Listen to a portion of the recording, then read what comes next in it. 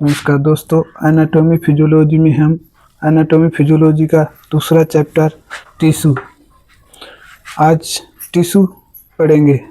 Tissue क्या होता है? जब कई सारी सेल एक जैसी सेल एक जगह पर इकट्ठी होकर एक गुच्छा बना लेती हैं तो वह एक ऊतक बन जाता है। जब समान रचना समान कार्य करने वाली कई सारी सेल्स एक जगह इकट्ठी हो जाती हैं तो वो एक ऊतक का निर्माण होता है। कई सारे ऊतक मिलकर एक अंग का निर्माण कर लेते हैं और कई सारे अंग मिलकर एक सिस्टम का निर्माण करते हैं। इसी प्रकार जब कई सारे सिस्टम मिल जाते हैं तो एक बॉडी यानी पूरा शरीर हमारा बनकर तैयार हो जाता है। इसी प्रकार हमारे शरीर की रचना हुई है। आगे देखिए दोस्तों, टिश्यू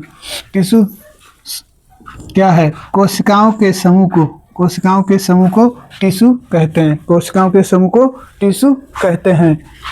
यहाँ दिया है समान रचना व समान कार्य करने वाली सेल्स जब इकट्ठी हो जाती हैं उनके समूह को टिश्यू कहते हैं। समान रचना और समान कार्य करने वाली जो हमारी सेल इकट्ठी हो जाती हैं तो वो एक टिश्यू का निर्माण कर लेती हैं। टिश्यू की खोज किसने की? टिश्यू की खोज सबसे पहले हम देखेंगे ऊतक यानी टिश्यू का अध्ययन। टिश्यू के अध्ययन को क्या कहते हैं? टिश्यू के अध्ययन को हिस्टोलॉजी कहा जाता है। जैसे सेल के अध्ययन को साइटोलॉजी, मसल के अध्ययन को मायोलॉजी और बोन के अध्ययन को ऑस्टियोलॉजी। इसी प्रकार टिश्यू के अध्ययन को हिस्टोलॉजी कहा जाता है। टिश्यू की खोज किसने की दोस्तों? माय डियर फ्रेंड्स, टिश्यू की खोज बिचेट महोदय ने की थी। किसने? बिचेट महोदय ने की थी। आगे देखते हैं ऊतक कितने प्रकार के होते हैं, यानी टिश्यू कितने प्रकार के होते हैं? टिश्यू 4 प्रकार के होते हैं। अगर हम याद करें तो इस ट्रिक से हम याद कर सकते हैं। जैसे MENC दोस्तों, इसी MENC इन 4 वर्डों से हम आगे आराम से याद कर सकते हैं। देखिए, M फॉर मस्कुलर टिश्यू और E फॉर एपिथेलियल टिश्यू और N फॉर नर्वस टिश्यू और C फॉर कनेक्टिव टिश्यू। देखिए आगे चल के हम आगे विस्तार से इन्हें समझते हैं। देखिए एपिथेलियल टिश्यू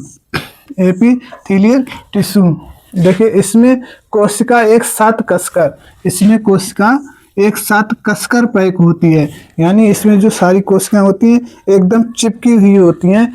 दोस्तों, ये शरीर का सुरक्षात्मक ऊतक है। ये हमारे शरीर की सुरक्षा करता है। ये ज़्यादातर कहाँ पाया जाता है? बस ये जहाँ हमारी फैट्स इकट्ठी होती हैं। देखिए दोस्तों, आगे ये मुख्यतः स्किन यानी त्वचा के आसपास हमारे लीवर में या आंत में पाया जाता है। इनका मुख्य कार्य पोषक तत्वों का यानी न्यूट्रिएंट्स का क्या करना होता है? अवशोषण करना व अपशिष्ट पदार्थों को, और जो हमारे शरीर के अंदर वेस्ट पदार्थ बनते हैं उनको क्या करता है? ये बाहर निकालने में मदद करते हैं। देखिए दोस्तों, एपिथेलियल टिश्यू मुख्यतः 4 प्रकार के होते हैं। देखिए number 1 squamous, number 2 cuboid, number 3 columnar, number 4 stratified. Squamous, cuboid और कोलमनर और स्ट्रैटिफाइड 2 प्रकार के होते हैं। एक तो होते हैं हमारे जो बाल नाखून में पाए जाते हैं उनको हम सूखे स्ट्रैटिफाइड यानी, ठीक है, और जो दूसरा होता है वो गीले जो नाक, मुंह, ग्रास नली आदि पर पाए जाते हैं। ठीक है दोस्तों, आगे देखिए ये स्क्वेमस, क्यूबॉइड और कोलमनर और स्ट्रैटिफाइड ये हमारे सब एपिथेलियल टिश्यू के प्रकार हैं। एपिथेलियल टिश्यू कहाँ पाया जाता है? ज़्यादातर खोखले जैसे स्किन, लीवर, आंत ऐसी जगहों पर पाया जाता है जहाँ उसको इकट्ठा होने की जगह पाई जाती है। ऐसी जगह पर हमारा एपिथेलियल टिश्यू पाया जाता है। ठीक है।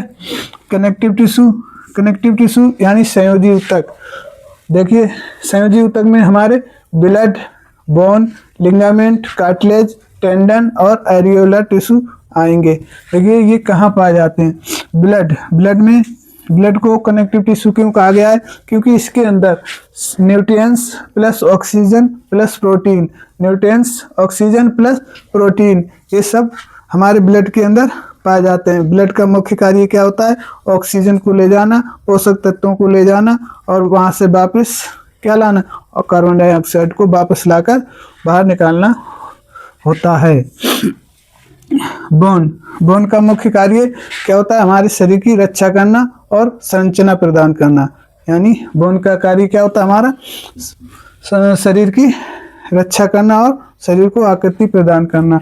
लिगामेंट भी हमारा एक संयोजी ऊतक होता है। इसका मुख्य कार्य क्या होता है? बोन से बोन को ज्वाइंट्स करना, बोन से बोन को ज्वाइंट कर देना। ठीक है, आगे देखिए कार्टिलेज भी एक संयोजी ऊतक होता है। ये हमारे कान, नाक, गले और हड्डी के सिरों पर पाए जाते हैं। कार्टिलेज की बात करें तो ये मुख्यतः 3 प्रकार के होते हैं: हायालिन कार्टिलेज फाइब्रस कार्टिलेज और इलास्टिक कार्टिलेज। ठीक है दोस्तों, इलास्टिक कार्टिलेज हमारे कान, गले, खोखले अंगों में ज़्यादातर पाए जाते हैं और फाइब्रस कार्टिलेज हमारे कहाँ पाए जाते हैं? सिर में पाए जाते हैं। और इलास्टिक और फाइब्रस और हायालिन कार्टिलेज जो होते हैं हमारे लंबी हड्डियों के सिरों पर पाए जाते हैं। ये बहुत मजबूत होते हैं। ये तनने के बाद अपनी पुनः स्थिति ग्रहण कर लेते हैं। टेंडन मसल को हड्डी से जोड़ना। जब हड्डी और मसल जहाँ ज्वाइंट्स होती हैं, जहाँ से मसल जुड़ के हड्डी से जुड़ती है, उसको क्या कहा जाता है? टेंडन। मसल और हड्डी को जोड़े उसको टेंडन कहते हैं। एरियोलर टिश्यू तो त्वचा के नीचे खोखले अंगों में पाए जाते हैं, जैसे बड़ी आंत, छोटी आंत और श्वास नली। ऐसी जगह जहाँ कैविटी पाई जाए, यानी खाली स्थान पाया जाता है, वहाँ हमारे एरियोलर टिश्यू होते हैं। मस्कुलर टिश्यू नंबर 3 पर हमारा है मस्कुलर टिश्यू। ये 3 प्रकार का होता है मस्कुलर टिश्यू। जैसे वॉलेंट्री मसल टिश्यू, इसका मुख्य कार्य क्या होता है? इसका मुख्य कार्य होता है ऐच्छिक मसल में पाया जाता है, हड्डियों से जुड़ा होता है। दोस्तों ये हड्डियों से जुड़ा होता है। संकुचन इसमें कैसा होता है? वॉलेंट्री में संकुचन तेज होता है। क्या संकुचन तेज होता है और थकान जल्दी आ जाती है। थकान क्यों जल्दी आ जाती है? क्योंकि जब संकुचन तेज होगा ऑक्सीजन कमी बनेगी और लैक्टिक एसिड का निर्माण होगा।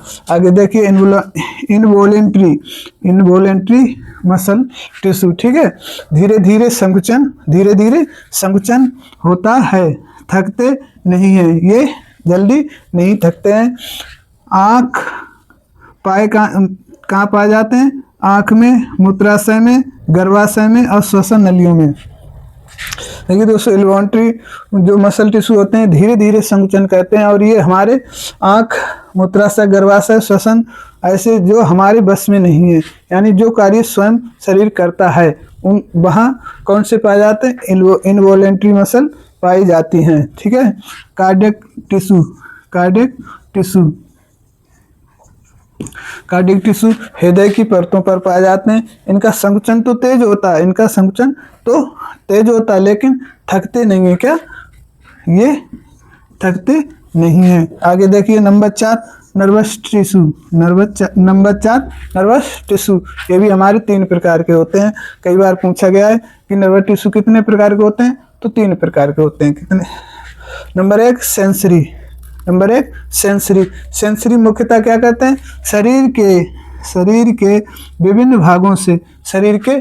भागों से सूचना ग्रहण करके मस्तिष्क तक भेजते हैं। जैसे मान लो हमने कुछ छुआ या कहीं चोट लगी तो ये तुरंत सूचना ग्रहण करके हमारे मस्तिष्क तक कौन भेजता है? Sensory neurons. क्या आगे? मोटर। क्या? नंबर 2 मोटर न्यूरॉन्स का क्या कार्य होता है? ये हमारे मस्तिष्क से सूचना लेकर, मान लो हमारे कहीं चोट लगी और ये सूचना मस्तिष्क तक पहुंची तो वहां से तुरंत रिएक्शन होगा और मस्तिष्क से सूचना लेकर शरीर के विभिन्न अंगों तक, शरीर के जहां हमारी प्रतिक्रिया हुई होगी वहां तक सूचना लेकर तुरंत कौन पहुंचेगा? Motor neurons. और ये अंगों तक अंगों तक ले जाकर प्रतिक्रिया करवाते हैं। ये अंगों तक, शरीर के विभिन्न अंगों तक ले जाकर प्रतिक्रिया करवाते हैं। ये काम बहुत कई मिली सेकंड्स में हो जाता है, इसमें ज़्यादा समय नहीं लगता है। इंटरन्यूरॉन्स ये दोनों के मध्य सामंजस्य स्थापित करते हैं। इनका मुख्य कार्य होता है दोनों के मध्य सामंजस्य स्थापित करना। मान लीजिए कई सारी सूचनाएं अचानक ग्रहण करनी पड़ी और कई सारे रिस्पॉन्स देने पड़े, ऐसे में सिग्नल बिजी हो जाता है। तो ऐसे में बचा खुचा कार्य कौन अपना कवर कर लेता है? ये हमारा इंटरन्यूरॉन्स कवर कर लेता है।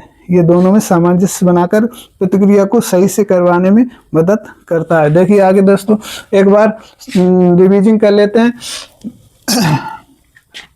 टिश्यू, कोशिकाओं के समूह को टिश्यू कहते हैं। टिश्यू की खोज बिचेट महोदय ने की। सबसे पहले टिश्यू तक के प्रकार कितने होते हैं? 4 प्रकार होते हैं। किससे याद रखेंगे? MENC, muscular tissue, epithelial tissue, nervous tissue और कनेक्टिव टिश्यू। आगे चलिए, एपिथेलियल टिश्यू मुख्यतः 4 प्रकार के होते हैं जो आपके क्रम से दिए हैं: स्क्वेमस, क्यूबॉइड, कॉलमनर और स्ट्रैटिफाइड। इसे आप ऐसे भी याद रख सकते हैं, SCCS।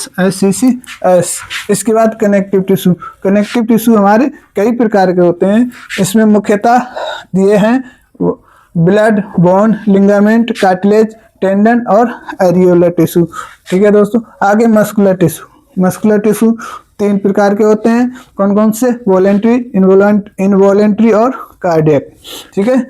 और आगे लास्ट हमारा नर्वस टिश्यू 3 प्रकार का होता है: सेंसरी, मोटर और इंटरन्यूरॉन्स। थैंक यू, धन्यवाद।